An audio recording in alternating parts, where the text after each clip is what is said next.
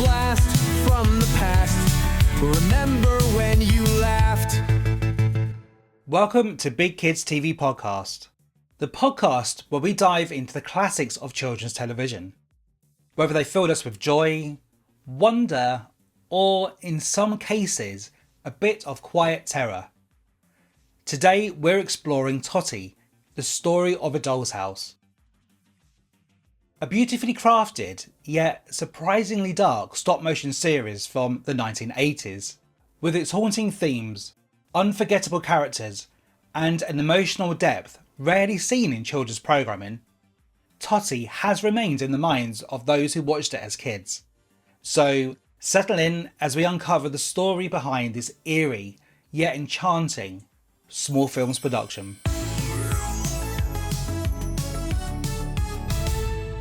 Tottie, the Story of a Doll's House is a British stop-motion animated television series that aired on BBC One from 1984 to 1986. Produced by Small Films and directed and narrated by Oliver Postgate, the series is based on Rumer Godden's 1947 novel The Doll's House. Despite being a children's drama, Tottie carries a dark and deeply emotional undertone, exploring themes of hope, fate, and the limits of choice through the lives of dolls that reside in an antiques doll's house. The show consists of 10 episodes, each running for 15 minutes, with a cast that includes voice talents of Una Stubbs, Nancy Gare, and Oliver Postgate himself. Tottie masterfully brings Godden's story to life. The series was produced by Oliver Postgate, with Small Films overseeing the animation and production. The series follows a group of dolls owned by sisters Emily and Charlotte Dane. At the heart of the story is Tottie, a wise and thoughtful wooden farthing doll who keeps her companions together. The timid and clumsy Mr. Plantaganet spends most of his time reading the newspaper, while his wife Birdie is a cheerful and loving mother. Their son, Apple, is a tiny plush velvet doll who often speaks in rhyme. The family also have a dog named Dana. Initially, the dolls live in a makeshift home, longing for a proper doll's house. Tottie remembers once living in a splendid doll's house with beautiful furniture and a glowing fireplace. She also recalls her old acquaintance, Marchpane, a grand and elegant china doll with striking blue eyes, who once lived in the house with her. When Emily and Charlotte inherit a doll's house from their great aunt, the dolls' wish is granted. They move into the very same house from Tottie's memories. However, trouble arrives when Marchpane is introduced into their lives once again. Vain, manipulative and cruel, Marchpane schemes to turn the dolls into servants. She particularly despises Birdie's kindness and seeks to dominate their new home. One of her most sinister acts is setting a fire in the doll's house. Using real paraffin-fueled lights, knowing that Birdie, made of highly flammable material, will try to save her child, she cruelly orchestrates events so that Birdie is caught in the flames. Birdie heroically rescues Apple, but perishes in the fire. However, in a haunting moment, she appears to delight in the bright flames before she is reduced to ash. Emily and Charlotte, realising Marchpane's wickedness, decide to remove her from the doll's house. Rather than discarding her, they donate her to a museum, where she is forever admired but trapped within a glass case, a fitting fate for a doll so obsessed with vanity and status. In the aftermath of Birdie's loss, the remaining dolls reflect on their experiences, cherishing their memories and resilience. A second series, The Doll's Wish, was produced in 1986. Unlike the first series, which the BBC archived, The Doll's Wish was not retained by the network due to its classification as a purchase programme. Small Films also did not keep copies. As a result, for many years, the second series was considered lost, with only low-quality VHS recordings surviving in private collections.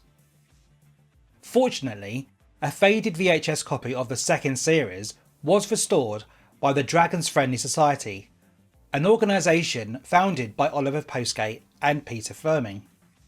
The first series was later released on DVD, with individually burned DVD-R copies of the restored second series available to those who purchased the official release. Adapting the Doll's House into an animated series was not without its difficulties. Rumer Godden initially resisted Oliver Postgate's adaptation, doubting whether the story could translate to television. Additionally, Kay Webb, founder of Puffin Books and Godden's publisher, was sceptical of the idea, questioning whether a show could effectively depict dolls as speaking characters while human adults remain motionless. The BBC also hesitated due to the series' dark themes, particularly the on-screen death of a beloved character like Birdie. However, once the production gained momentum, Godden actively participated in the process, convincing key stakeholders to support the project. The series was eventually purchased by Goldcrest and sold to the BBC. Tottie originally aired in February 1984, with subsequent reruns in 1985 and 1988. The second series aired in 1986 and was last broadcasted in 1992, making it one of the rare children's programmes to be considered lost before its rediscovery decades later.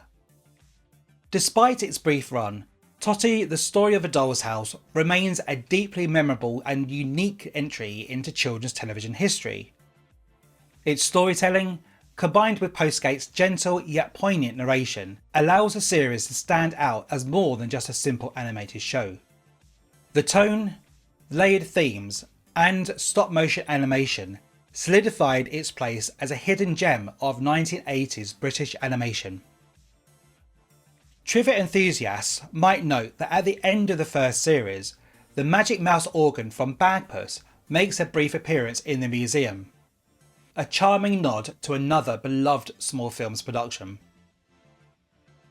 For those who appreciate classic children's storytelling with depth, warmth, and a touch of darkness, Tottie remains a hauntingly beautiful tale of love, loss, and the enduring bond between family, even amongst dolls.